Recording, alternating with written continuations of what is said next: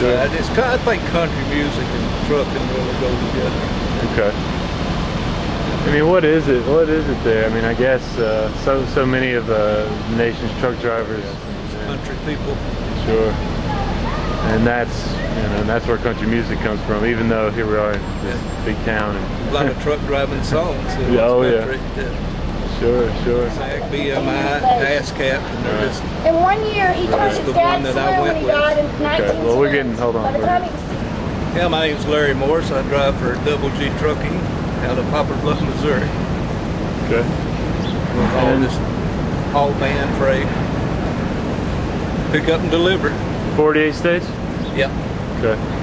How long do you go back in trucking, Larry? Till 1973. Okay.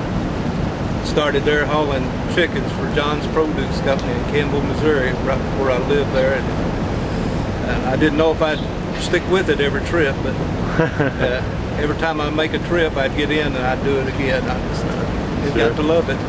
So you started out with live chickens, you said, right? Yep. Yeah. That made it a little difficult. That's why every trip I almost didn't stay, but I did stay.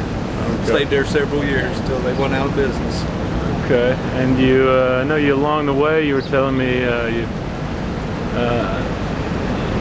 you didn't get to. It took a while for you to get to this new songwriting thing that you've got going these days. Yeah, I was too busy raising a family and just trying to make a living, you know. And I always had these stories that I like to tell, you know. And then I got to doing the Kenny Rogers Children's Center telethon. I got to meeting with a lot of country artists. And had a friend of mine wrote songs, and I'd always, you know, I wrote a lot of lyrics, and I just really, about 2001, I just started writing songs, trying to do it professionally, and finally starting to accomplish a little bit now.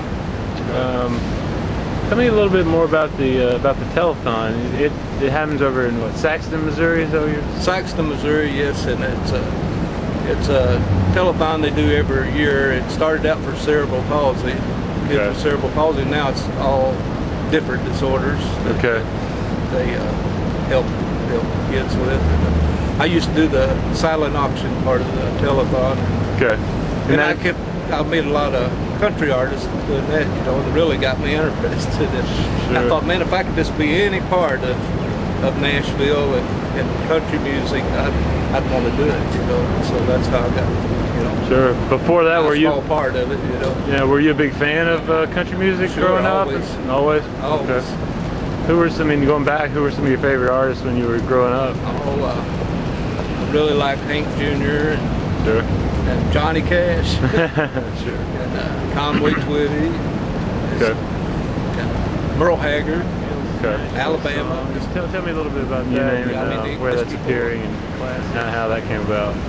Well, I got a publisher, and he told me we are to. I had this Johnny Cash song, and he said we are to get it to Plush Records here in Nashville, and they were doing a songwriter's tribute to Johnny Cash, and I wrote this song called Cotton Fields to Nashville, and man, when they got it, they just thought it was really a great song, and just really told the story, you know, and that's really basically, it got chose out of 2,000 songs that were submitted for this album. It basically tells the story. It'd be a year. I mean, it's just an all-year job doing this, you know. And then the telethon itself would be in March, and it'd be the whole weekend, Saturday and Sunday.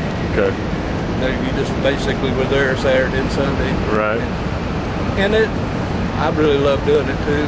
Okay. And it was just a big help. I mean, it really helps. I like helping kids.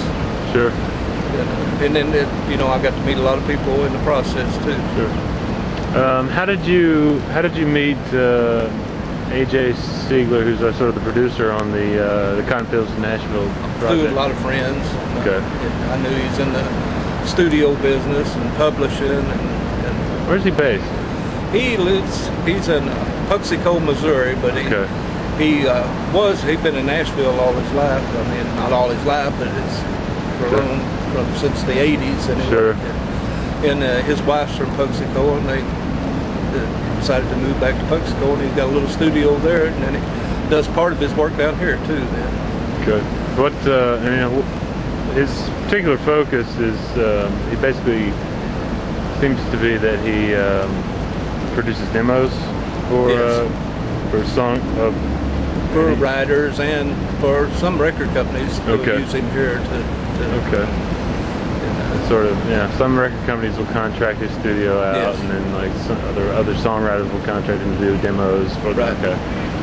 Cool, yeah. Interesting. Then he has a few hiccup publishers here in Nashville, and that's where he, I've got one song, this Love Thing song, that it's a real good song, and he published it, and we've got it with Keith Urban looking at it right now. Okay. Well, it sounds like you are seeing a little bit of success here in this this endeavor. Okay. Hey, if you could talk a little bit about, because I know we talked about a little bit about this before, but I'm sure people would love to hear about it, like the way that kind of trucking fits in with the songwriting process for you. And I do a lot of thinking going down the road, you know. And I don't know how to explain it, but as the miles click by, my head's clicking too. And, a lot of my stories and songs I write going down the road. But a lot of times I had to pull over somewhere so I could finish writing something, you know, before I decide to use the recorder, you know. Every little step has just promoted me to do more, you know. And in terms of trucking, I know you were telling me earlier you don't really get out. You don't get out every day like you used to. No. Would you consider yourself sort of semi-retired, or? I'd consider myself part-time trucking. Part-time trucking, okay. And trying to get full-time songwriter. Okay, sure. Which is not always the easiest thing to do, I suppose. No. Maybe part-time both. It works out pretty good.